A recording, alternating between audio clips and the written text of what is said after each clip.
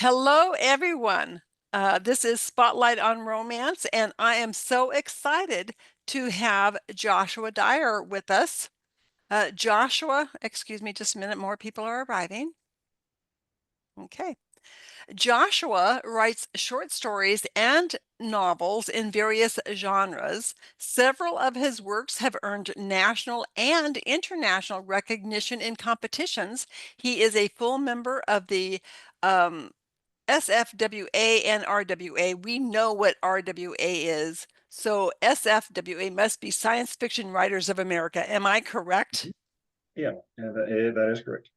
I All think right. now it's Writers, Science Fiction and Fantasy Writers Association. It's international now, but yeah. Okay. So, what's exciting is especially when you obviously if you're a member of both of those organizations, you must write sci-fi and romance. So it's really kind of interesting when people start blending their genres together. I think it makes it so much more exciting. Um, uh, it gives us something new to read that maybe we wouldn't read otherwise. But you're going to talk to us about a lot of different things, and I'm excited about that. So, character development, character arcs. I can't remember what else I said. Yeah, And lots of things under that envelope of character development. Yeah, that I'll get into. Absolutely. okay, and I don't know if you want questions as you go along, or if you want to talk and then take questions at the end, or Yeah. how do you So, want to run this? It's up to you.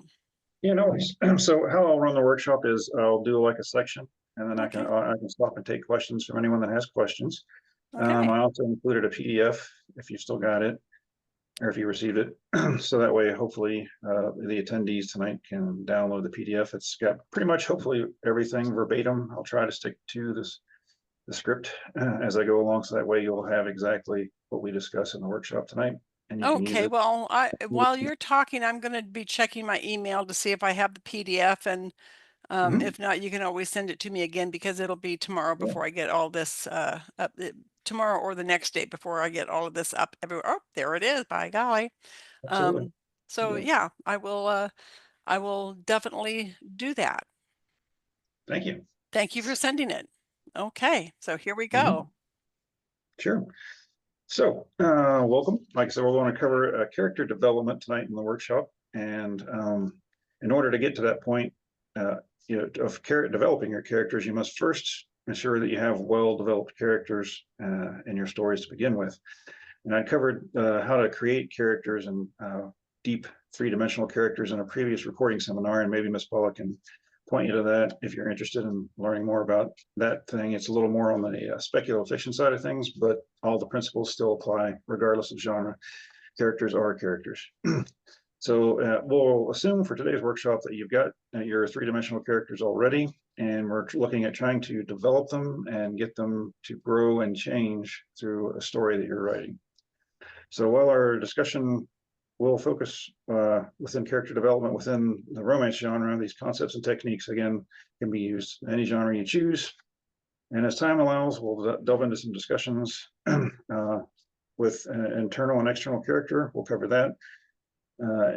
Well, internal and external character goals, I should say. Sources of tension and conflict. And we'll look at character growth arcs to kind of wrap it up and put the whole package together. So we'll get started. With character development, it's basically a series of challenges and changes that your character goes through as a result of their in-story experiences. And in some cases, your character may hold steadfast to morals and beliefs. So, you don't want to confuse that part of it. They can still hold steadfast to a belief, but over the course of your story, they have to change as a person in some way, whether or not they hold on to those beliefs. There's something about them that's going to change and grow as a result of your story experience. So we'll start with how to work that and how to get the whole thing shaped and figured out. And we'll begin with internal goals and external story goals. And when you think about your own life, consider it for a second. When you graduated school and you came forth into the world, you had some kind of goal. You wanted to, start off in your field, maybe. wanted to go off and get some extra study at a university and get an extra higher education degree, and maybe you met that special someone and you wanted to settle down, start a family, get married, but you had a goal.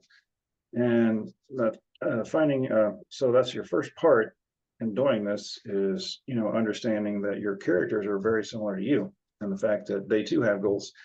And the whole point of the story is basically a snapshot in time of that character's life. I mean, on their entire time lifespan, you could snap a little picture and take a little snapshot of wherever your story is taking place within their life, and they'll have one goal for that. And maybe if you move a year, 5, 10 years into the future, instead of maybe wanting to find their first job, maybe they're trying to climb the corporate ladder, for example. Or if you're earlier than that and they're in high school, maybe they're just trying to graduate high school, be with the hip crowd. The point is their goals are going to change. So we want that to be the same thing for our fictional characters, or I like to call them fictional people, because character kind of implies that they're not a person. So if you want to go along with that, fictional people, that's fine with me too. So what we want to do is look at the two types of goals, like we said, that in a story that your character should have, one being the internal and the other being the external goal. So for external goals, as the name implies, the character should try to accomplish something that is outside of themselves in their story world, whether that's a person, that's a thing.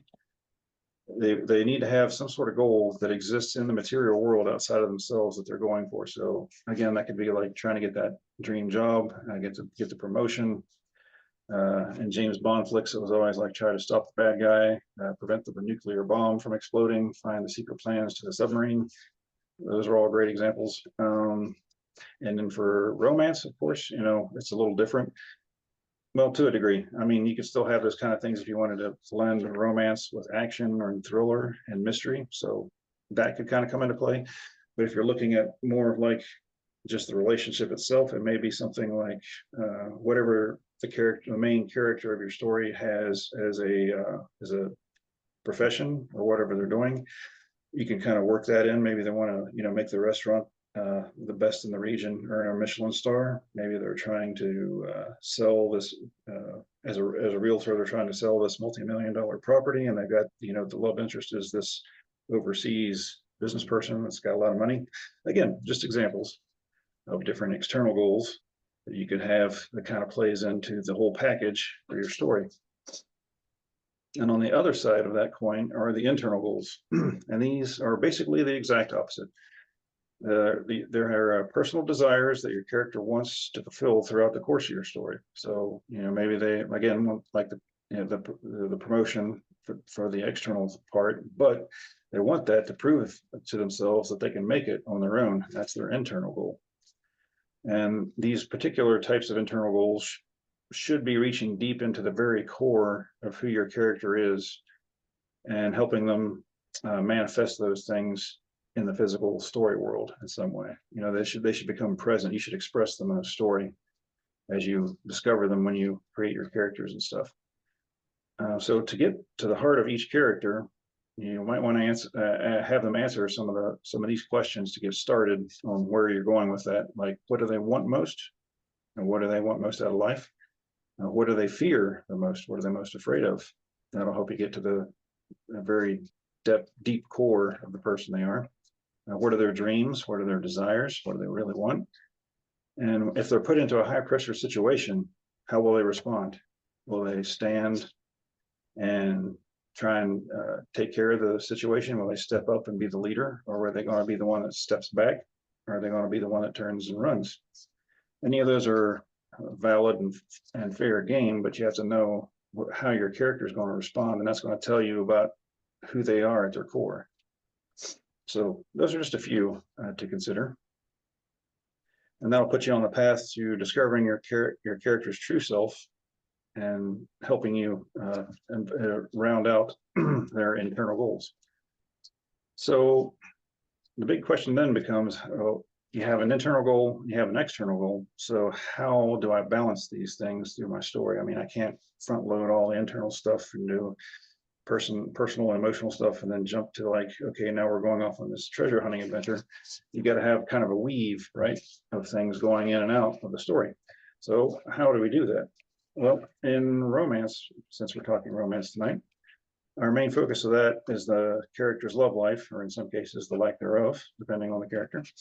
So the romantic relationship then should be fulfilling both elements of the character's internal goals as well as their external goals. And that is one little secret that I've seen a lot when I've judged different competitions and read as an acquisitions person, that seems to be missing. Some people will be really good about getting the relationship on the external side of things or the internal side of things, but they fail to like express both in their story and their novel. And it kind of leaves the reader feeling like, well, it was pretty good, but it wasn't great. And they can't necessarily put their finger on it, but that's what I believe is what's missing. You're missing one of the two sides, either the internal expression of fulfillment or the external fulfillment that's being expressed in the story. One of those two is missing. So on the internal side, you bring the relationship, maybe it brings a sense of self-worth to your main character, or it defeats loneliness. It gives them this feeling of belonging, being a part of someone or being a part of a family. And that's like examples of the internal goal as it relates to the main relationship. And some external points for the romantic relationship could be like just the touch of that person, the way they hold the main character, their kindness, the way they look, the way they feel. And all those are just with the relationship alone. We're not talking about the other internal personal goals of the main character or the external story goals. That's just internal and external as it relates to their relationship in a romance. So you have those two things kind of moving side by side, if it makes sense. And I'll stop there for a moment just to make sure we don't have any questions about that, because it can get a little confusing. Well, I'm going to jump in and ask you a question, Joshua. So, Yeah. in talking about the internal and the external goals, Mm-hmm. having them work side by side, I presume, and correct me if you feel differently, I Sure. presume that the whole idea of the whole character development, the character arc, or maybe it's the story arc, I maybe both, is that what the character thinks that they want, whether or not that's what they need, but the external goals are constantly bringing there is be he or she is being blocked from achieving that, and that's Mhm. is what helps them grow as a person. Is that the idea? Yeah, yeah. So yeah, this is you're basically getting a little bit like maybe a step or step and a half ahead of where I'm Okay. going. Yeah, but that is exactly it. Yeah, I mean, in order to get to that point where you have the obstacles, the tension, and the conflict, which is next, you have to establish what each character wants. So like you want to treat your main character as having their own internal and external goals, and you want to have the love interest not just be someone that they hug and kiss every once in a while, but they have to have their own external and internal goals. They're a person too. And then the antagonist, if there is one in the story, also has their own external and internal goals. And you want all of those playing against each other, and that's what's going to create the tension, the friction, and it's going to help propel your story forward. Does that make sense? Yes, that makes a lot of sense. So, Okay. um, Yeah, now before you we'll get let there, you have to understand what the goals are and basically be very clear and precise on what those internal and external goals are, so you can build on that to move okay. through the next parts of character development. Yeah. Okay, and so I jumped in there and asked my question, and I didn't want anybody to think that they couldn't ask a question. So if they have questions, just unmute yourself and ask.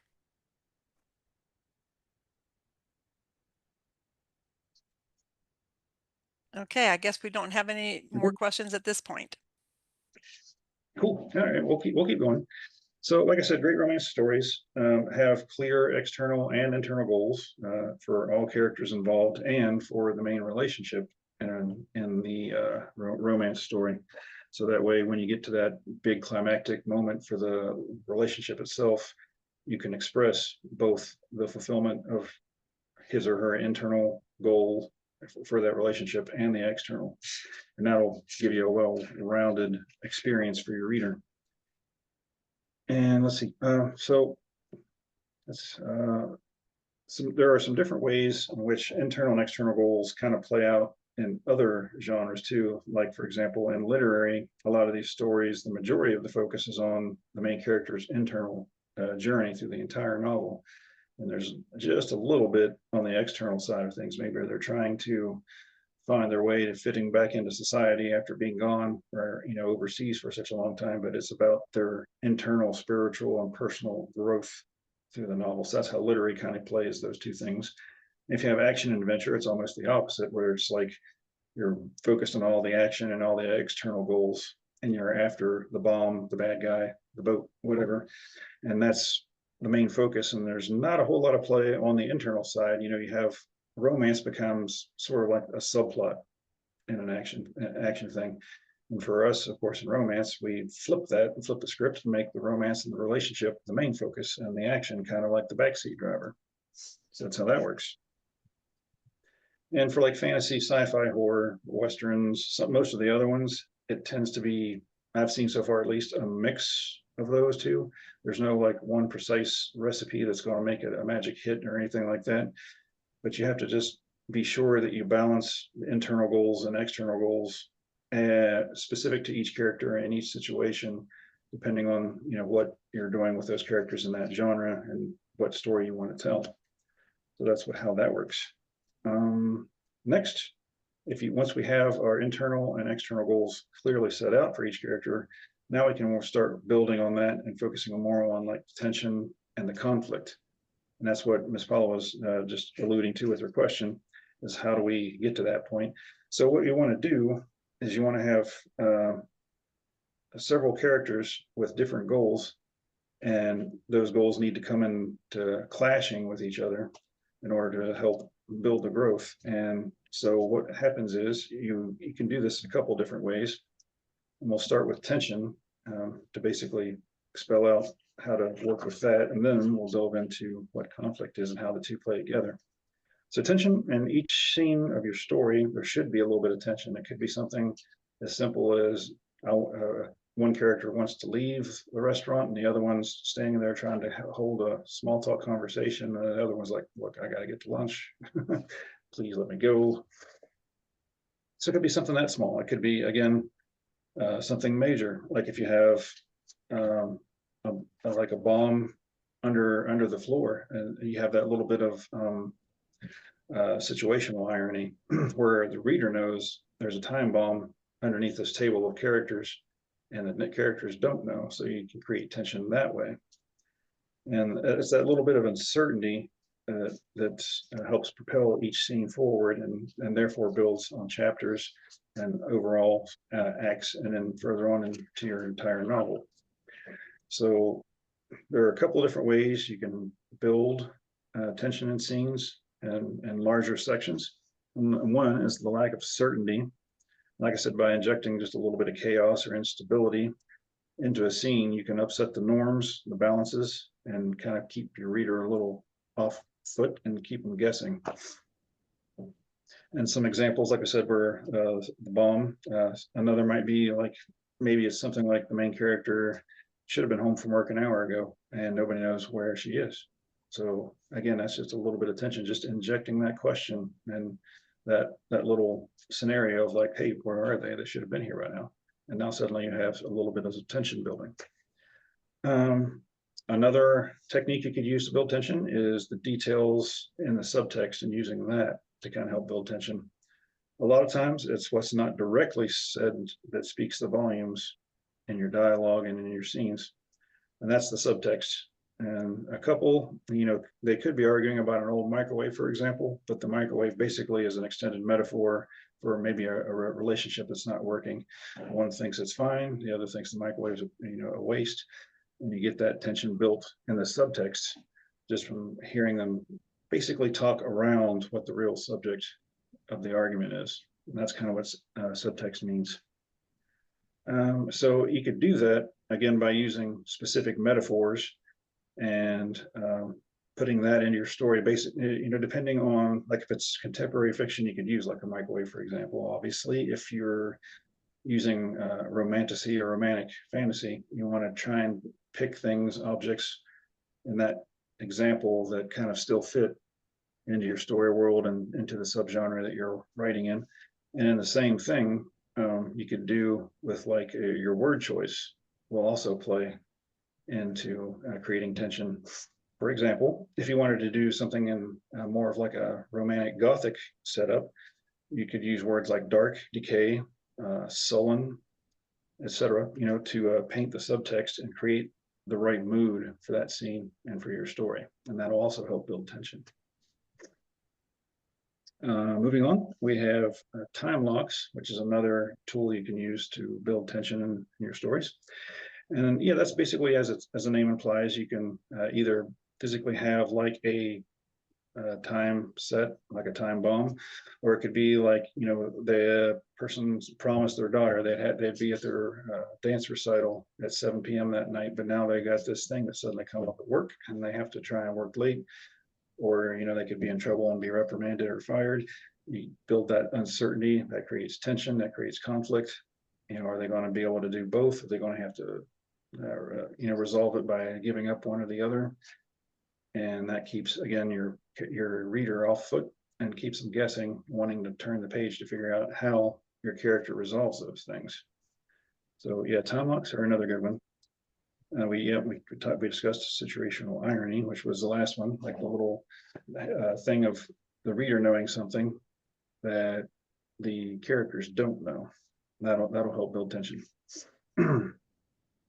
So conflict, on the other hand, is something that stands in the path of your protagonist of your story.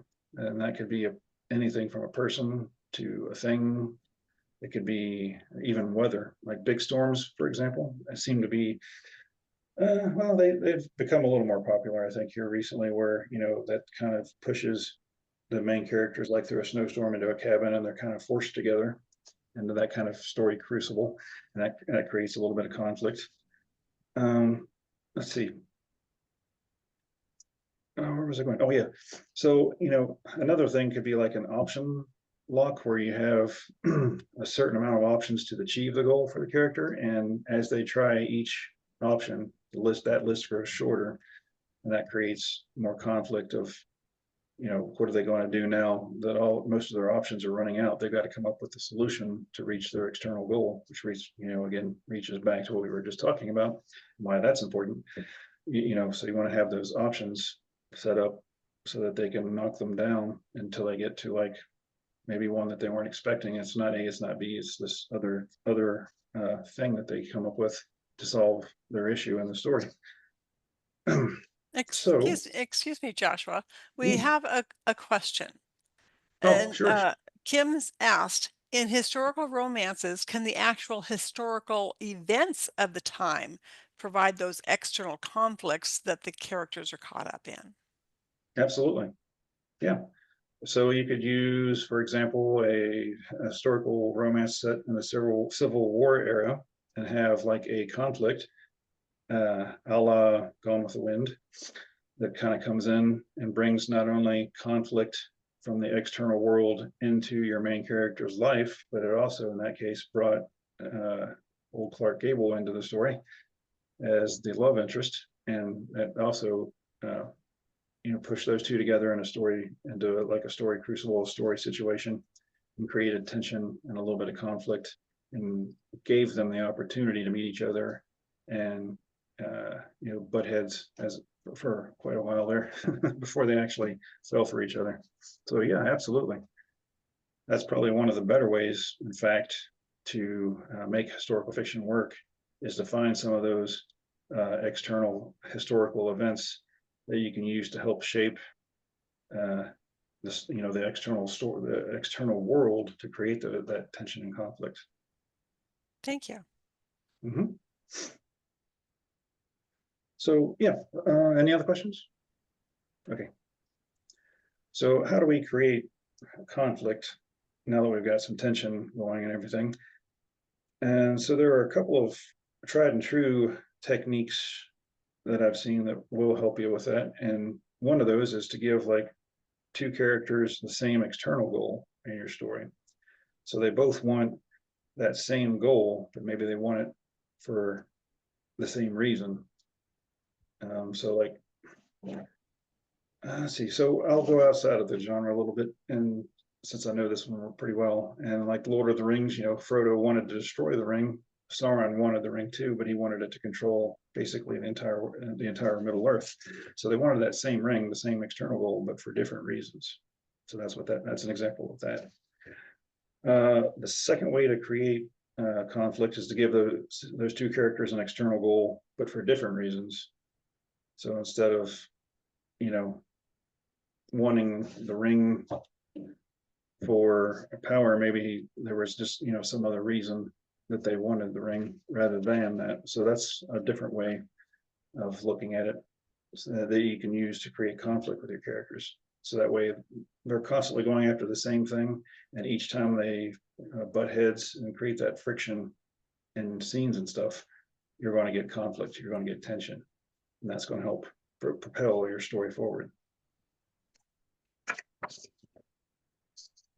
And that takes us to character growth arcs. So now we've got our internal and external goals laid out clearly.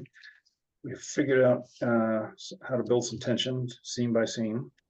And we've also figured out, what our character goals are, if we want to set them as having the same goal for same reasons, or for the same external goal for different reasons. And now we want to take that information and create a character growth arc with it. And character growth arcs happen when your character begins the story in one emotional, financial, social situation, and they shift from through the story to a different state by the story's end. So the best way to do story character growth arcs is to start at the end of where you want your main character to end up. You to do are they going to be a happier person, a stronger person, a more confident person, hopefully, by the time they reach the end of the story.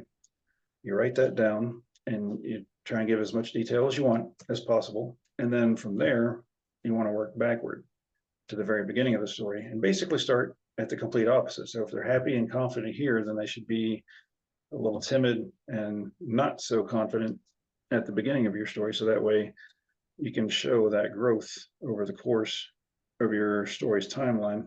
And speaking of timelines, we'll get back to that a little bit. Like we said at the very beginning, your story is like a snapshot of a character's point in their life cycle.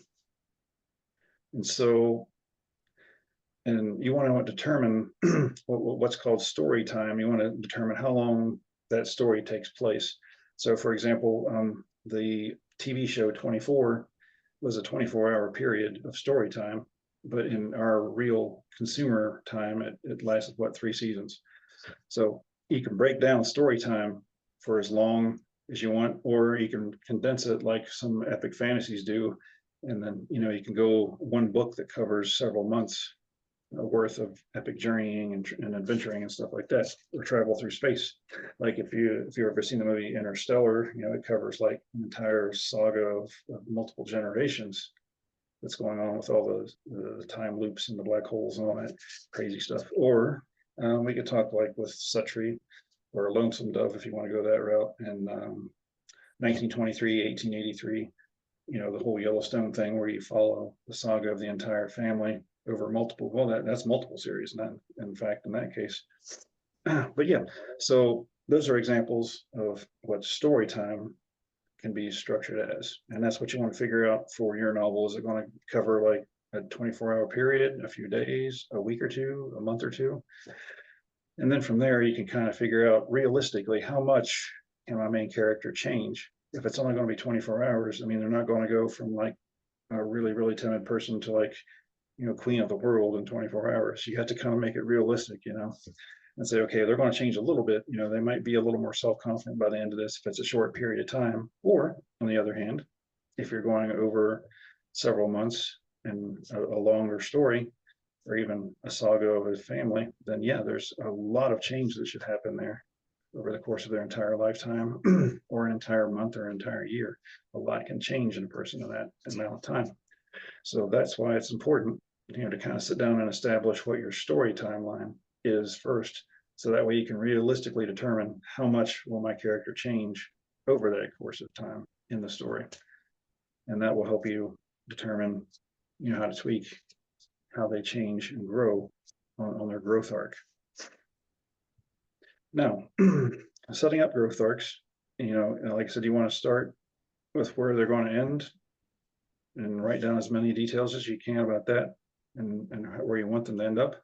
And you just go all the way back to the beginning and you set them up as basically the opposite of that so that they can grow into the person you want them to become by the end of the story. And then the parts in the middle is kind of like where it gets a little muddy for some writers and stuff, and it definitely did for me early on. It still does a little bit today, depending on the story.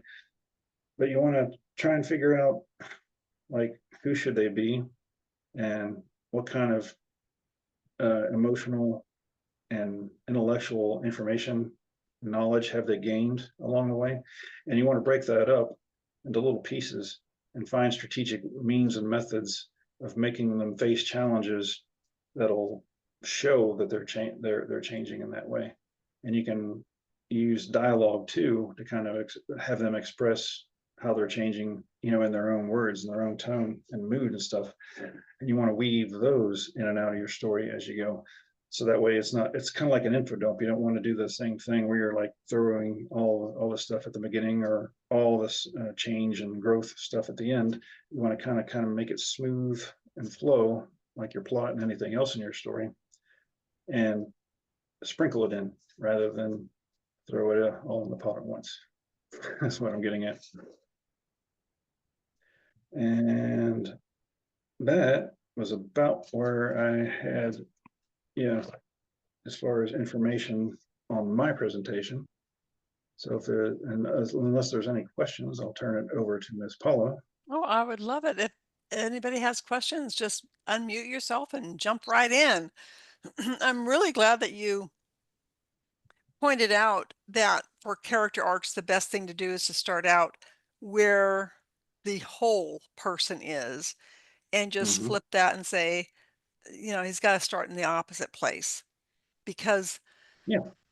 that I think makes it pretty easy to be able to see, well, this is what, I think that makes it easier to see than starting out with this is a broken person and how do we make them a whole person, to simply say, we know what whole looks like. So what was some of the things that is the opposite of that? And then Yeah. I think that does make it a little bit easier to conceive of what are some of the obstacles that would be in the way, and how would those obstacles make the person um, grow. As much as I Absolutely. hate it in real life, the truth of the matter is I know that the best growth and maturity um, issues that I have overcome have been based on adversity. It's like, why Yeah. couldn't somebody simply say, "Oh, do it this way and this will be the result." "Oh, okay, I'll do that." And then life is good. But it Yeah. doesn't really work that way. Yeah. And that's an important point is, we turn to fiction because we wanted to get something out of that story that we can't necessarily experience or don't want to face in reality, right? So you want to make sure that you're adding that tension, you're adding that character conflict to keep your reader engaged and interested in your story, because otherwise your story becomes basically a mirror image of their current existence and reality. And that's, we read stories mainly for escapism, to escape reality. So if you're giving them what they already have in reality, then they're not really going to want to return to your book that often, if ever Right. again. That's Yeah. true. And yet, when I started out, I always thought that reading was simply escapism. But the longer I have gone on and in my writing experiences and what I have learned from my own writing is that I always have a point, you know. Um and I guess that's what premise is all about and what theme is all about is what's the point Yeah. of your story. And I think that whether people realize it or not, they stories are learning. And I think historically this is, back before the written word, stories I think were a way of transferring knowledge from one person to another person.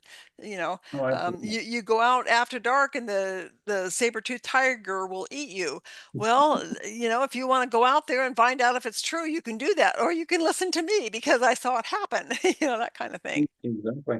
Yeah, yeah. And those who fail to, understand history are doomed to repeat it. We see that all the time too. So Mhm. yeah, a lot of our storytelling tradition, like you said, definitely has its roots in ancient oral traditions of passing down not only moral lessons, but yeah, just experience and knowledge in a memorable way. And that's how we use that today with, like you said, with theme is to basically encode that into the story so that it does have a point. You want to try and engage readers not only on the emotional level, which we do really well in romance, but also on the intellectual side of like, what's the point of this? What am I going to take out of this story? And sometimes, yeah, that gets a little muddled or lost in translation. Yeah, I know that I have at times read books that were interesting books, but I got Mhm. to the end and it was kind of like, when what was the point? And Yeah, and that, okay, it's a good story, except that I have no idea why I was reading it. What were you trying to yeah, impart to me? So, um, yeah. anybody want to jump in with this, a comment, what you have experienced in your own writing? That would be very helpful for everybody else. So, and if nobody else is gonna have anything to say, then I guess we don't have to continue on. It's okay. We have another comment from Kim here. You can unmute yourself. She says that Mhm. in my 1960s, 70s novel, the heroine meets the hero too soon and must experience life and mature before she is ready for him. In each chapter, she learns what she wants and what she doesn't want. That's always important in life. Mhm. The best romance is when the couple comes together as fully realized people. And sometimes our stories, Yeah, it's the interaction between the two that help them to become realized people. But you make a very good point, Kim, that, yeah, sometimes, especially as these, I don't know, enemies to lovers or second chance romances, it's just that, yeah, people meet too soon sometimes. And, they do have to mature before they can figure things out. yeah, yeah. That's a very good point. Yeah, I mean, obviously, I guess in romance, in particular, you definitely want your love interest and main character to meet sooner rather than later. Otherwise, it kind of drags on for too long, and the reader might get bored.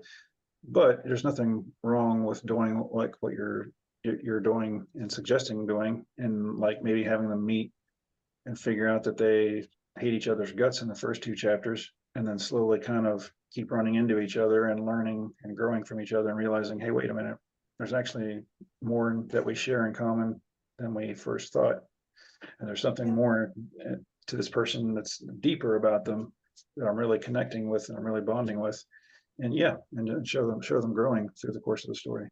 And so, what you just said brings to my mind something that you weren't even going to talk about. So, if this isn't an appropriate question, we can just always Yeah. cut it out. But, you take a situation like that. Maybe you're coming into the story as they're hitting their mid 30s or their 40s or something like that, a more mature person, and and so, how might you handle that instead of starting out where they meet and they just aren't ready for each other, and then you have these time jumps and stuff? Instead, you can work the whole thing with some flashbacks. So, how might you work that into a story?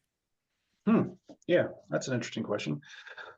If yeah, flashbacks, I'm not a huge fan of, like just a single isolated flashback. But if you wanted to do like a past and present sort of interweaving, I would suggest doing two separate plot lines, two separate storylines, and kind of play one off the other as you go. Start maybe in present day and show them interacting and having maybe little spats and arguments and starting to refer back to, well, back in 1970 something, we used to work at this thing and you screwed me over out of a promotion and blah, blah, blah, blah, blah.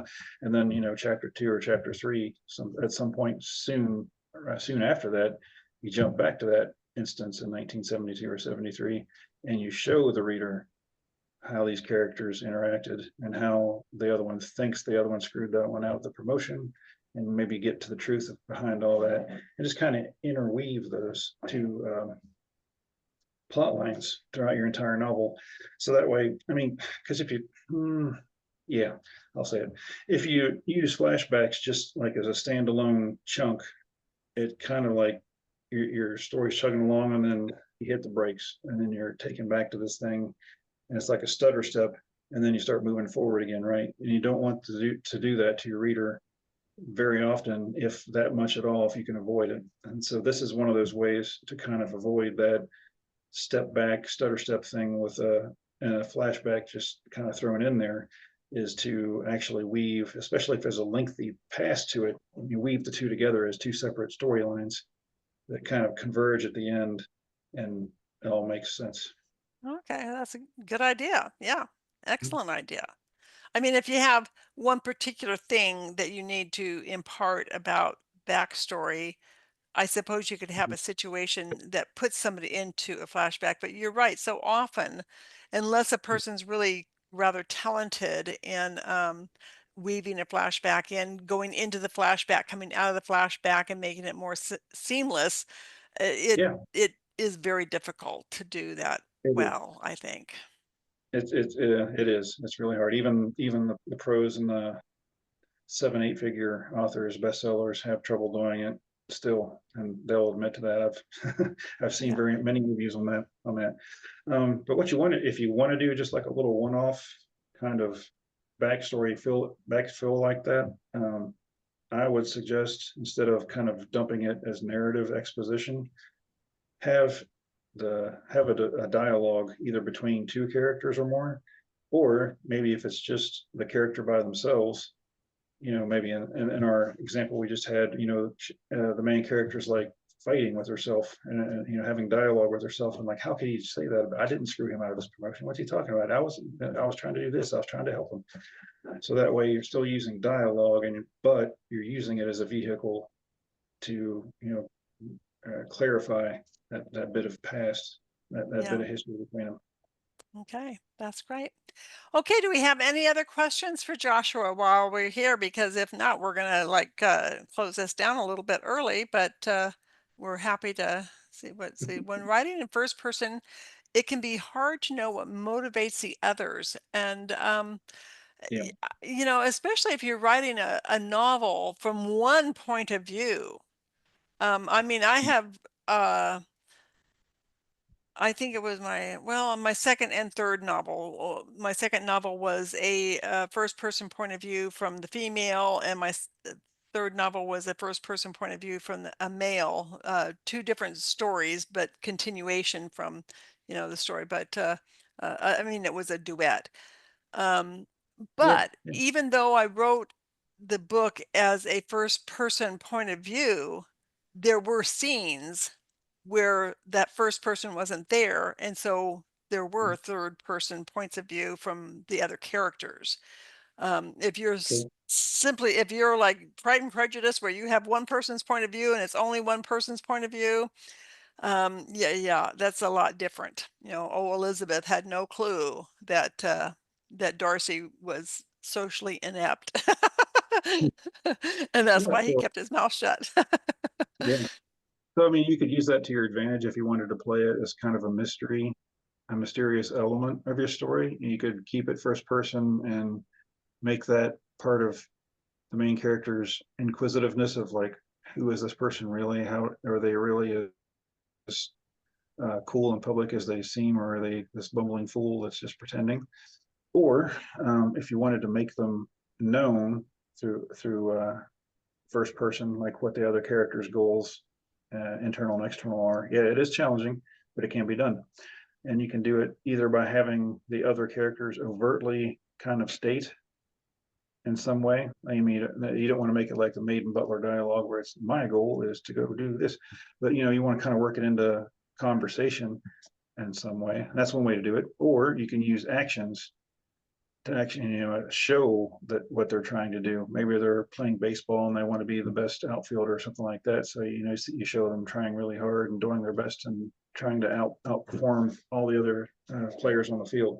There's a couple different ways to do that, but it is trickier than doing like close third person or omniscient third person. Yeah, I agree.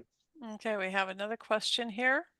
Um, is there a maximum number of named characters in a standard 60 to 80,000 word novel? Named characters. No. I mean, you're going to run into a lot of folks that say try to keep it simple, and maybe if you're trying to write your first novel, it is a little bit easier to keep it down to like a certain reasonable number. I don't say there's a specific number that's a magic number per se. I mean, I've just wrote one novel that had probably 3 dozen different named characters in it, but they came and went from the story, and they only maybe had like small parts, and the other main characters kept coming back and back and back, and that's I think the key to it is repetition. If you have main characters, especially if there's like more than 3 of them, you want to keep reminding your reader at regular intervals, whether they're traveling in a group or whether they come in and out with their own points of view, like in Game of Thrones and stuff. But Martin keeps hammering us with all these different characters at regular intervals, so we can remember. Oh yeah, that's who that person was, and they were doing this thing over here, and yeah, okay, I remember. Now it's coming back. So that's probably the best way to handle it. But yeah, Yeah, to definitely answer your question, there's it, no magic number of characters yeah. named or unnamed. I remember I think I attempted to read Dr. Zhivago 3 or 4 times before I could finally get the characters in my head enough to go through Yeah, it, and that was just from so many characters being brought in with nothing to really grab a hold of on, and who they are. Now, I've been told no more than 4 in the first chapter. I would definitely agree with that 100%. Um, as far as that goes, yes, yes. yeah, one thing, of course, I don't write reverse harem, so that might be a little bit different where you have a lot of characters in that respect. But, Okay. for most romance where you are dealing with 2 people in the romance, maybe 3 people in a love triangle, Mhm. they are the main characters. And everybody else is, yes, they need to actually be real people as far as you don't want cardboard cutout people for, like the best friend or the mentor or the antagonist. But at the same time, romance, in except with reverse harem, you're dealing with 2 or 3 people in the romance, and that's really where you need, in my opinion, of which I have many, but in my opinion, you need to stay mostly focused there.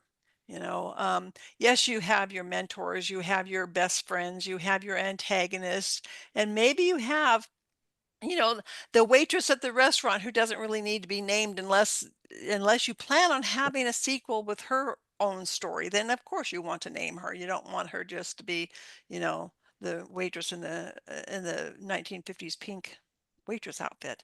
But Mhm. Yeah, that's well, you're touching on a couple of different other topics in the story craft, and one of those was characters versus roles, like antagonists, the guardian, the sidekick. Those are roles, excuse me, roles that your characters as people can fill depending on whose perspective, point of view, and who's telling the story, who's the central character, right? So, I mean, I might be the sidekick in your story as it is right now, but tomorrow, if you told a story from my point of view, suddenly I'm the main character and someone else is a sidekick and someone else is the antagonist, right? You can take all these different same characters and basically switch them around into different roles depending on what story you want to tell from whose point of view. So and that's yeah. one other thing I think from most of my reading about craft, it is suggested that if possible, if you need to have two or three of these other people, meld them into one character, instead of having, you know, Mhm. a mentor and a mentor's mother or and all this other kind of stuff. Just meld them into one character. Okay, so Kim Yeah, says my heroine's mother tells me she will meet many men in her life, bad boys, charmers, frogs, trying to convince you they're princes, and she'll learn what she really wants, which sets up what happens throughout the book on her way back to the hero. So that's very good. Yeah. mhm, yeah, So, yeah. okay. And another thing that, I mean, even if you look at, you brought up another good point about characters, is what, what makes them memorable is, again, it kind of goes back to, what I said about creating deep characters, 3D characters that are real fictional people rather than characters, which is why I like to use fictional person versus character. So you get out of that mindset of this is just, a fictional avatar in some sort of, game in my head or something, and you create more depth with this fictional person and they become a person. And that way, and that's what makes, like, even like Charles Dickens and stuff, you remember his characters because he goes into painstakingly detail in some cases to make you really remember who these people are and what they look like. So that way, when you meet them again later on in the story, you're like, oh yeah, that's the crotchety old guy that had the bend in his, left side and a bad knee, and it kind Yeah. of helps that character stick with you. Yeah. Yeah. So all those are good points that you made there, Joshua. Thank you. I have a Yeah. comment. Uh, Yes, please. when talking when talking about uh the whole thing about flashbacks, I read Mhm. one story, and it's a technique I'm considering using in one of mine. Well, Okay. one of the characters, or the main character, has flashbacks, but Hmm. they are uh it's only one flashback each time. It's the same one.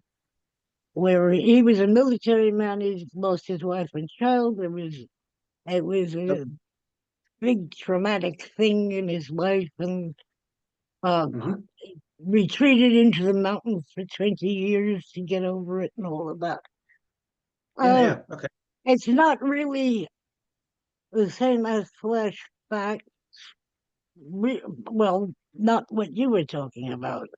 That's almost like PTSD. I Well, mean, yes, basically that's what it is. And I think yeah, that can be used effectively Hmm. depending on the story. yeah, Yeah, Because yeah. You could just. you're really emphasizing this is the challenge that the person is trying to overcome. This is his flaw. This is his wound, you know. yeah. So, Mhm. This pretty much destroyed his life for a long time. yeah. And then even when he came back into being around people again, he would still have the occasional flashback of this traumatic event. And yes, it is PTSD. Uh, well, that's what we'd call it today, anyway. Yeah. Yeah. Yeah, and there's I, multiple.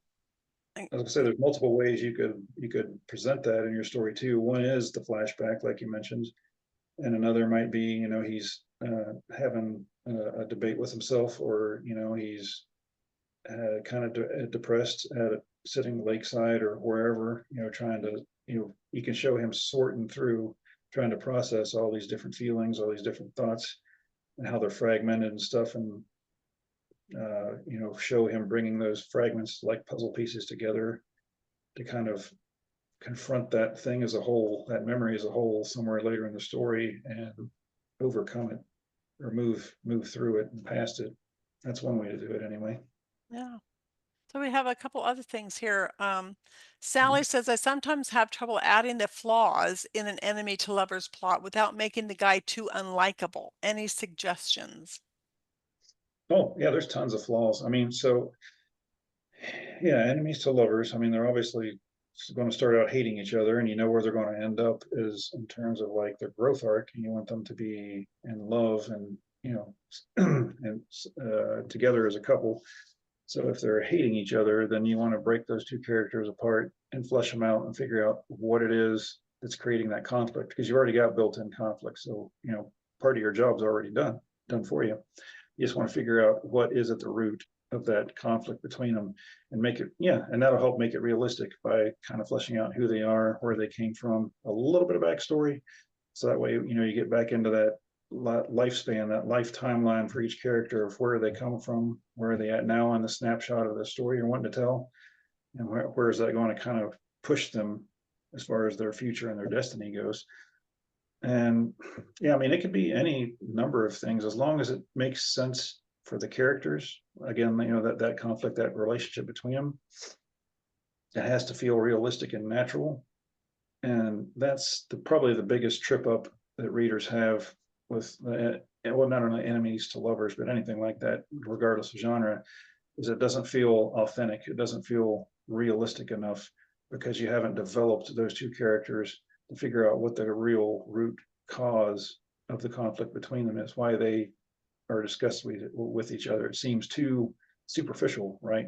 Instead of digging deeper to get past the external stuff and figure out, again, that core character internal stuff that we discussed a little earlier. Mhm. Doing some of the things will probably help you, Yeah. really get to the depth of that conflict. And then Kim commented, and I think this was to Robin, that a hero can be insecure, have a childhood trauma, but still be kind. Oops, I lost what I was going to say, and have redeeming qualities that make the reader like him. So, yeah, Mhm. that a person, Yeah. even bad Well, guys should have something to like about them. I don't like villains who are so evil and bad that there's no redeeming qualities. I think that if we give a bad guy the redeeming quality, at least one redeeming quality, readers can empathize with him a little bit or sympathize perhaps a little bit yeah, with him. And I and think this whole thing about flaws on an enemy to lovers, a flaw doesn't have to be horrendous. Um, mhm. it I don't know. Maybe, it can be as simple as I don't like just simple misunderstandings because Yeah, with misunderstandings, like, well, if you'd ever talked to each other, it wouldn't have been a misunderstanding. But, at the same time, it could be like somebody was dating, oh, gee whiz, this guy was dating me and I thought we were going really great. And then all of a sudden he ghosts me. And the next thing I know, he's dating my best friend. And, mhm. it can be as simple as that too, that you just, you know, y- yeah, he should have at least said, okay, I really like this person over here and I'm going to date this person over here now, Yeah, I mean, but we can yeah, still be friends. But he didn't do that. He just, cut her off with didn't answer phone calls and all that kind of stuff. That can be a flaw too, in an enemies to lover without making him a horribly bad guy.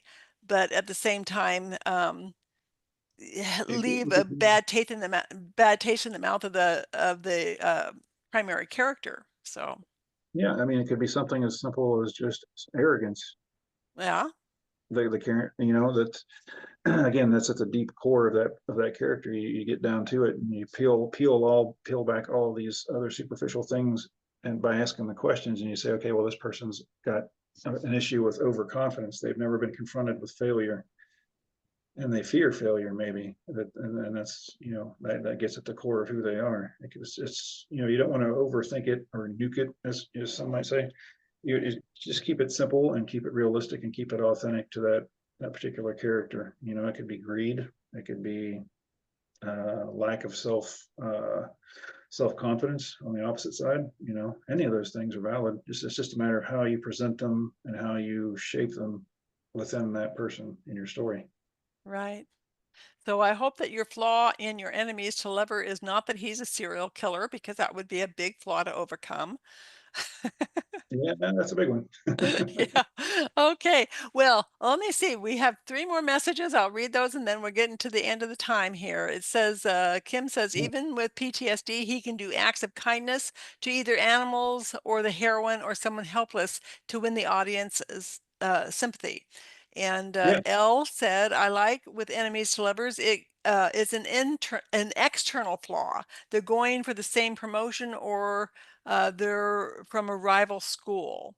And Kim says again, or weariness from previous heartbreak. So those are all good flaws on an enemies to lover that is not so horrendous that it can't be overcome.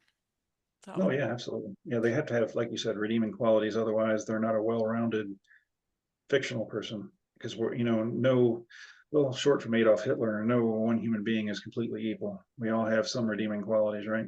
right. So thank you very much, Joshua, and everybody for being here. I will try and get this uploaded tomorrow, and if not tomorrow, it will be the day after, and I will send an email letting everybody know. And by the way, I'm going to give myself a little plug here. If you have not seen an email from me, um, I have a new Hero's Heart writing, the emotionally complex male protagonist. Is a presentation that will be on Saturday, 1 p.m. Eastern. And there is a charge for that, but if you contact me, if you haven't received an email, if you contact me, I will give you a coupon code for $50 off, which is more than 50% off. So anyway, that will be an interesting I put a lot of research into that, and I think everybody will be very happy with the information they get from that. Okay, and Sally says, thank you very much for the presentation, Joshua, and I do Yeah, appreciate it. thank Thank you. you. All right. Thank you very much. Okay, bye-bye. Bye-bye.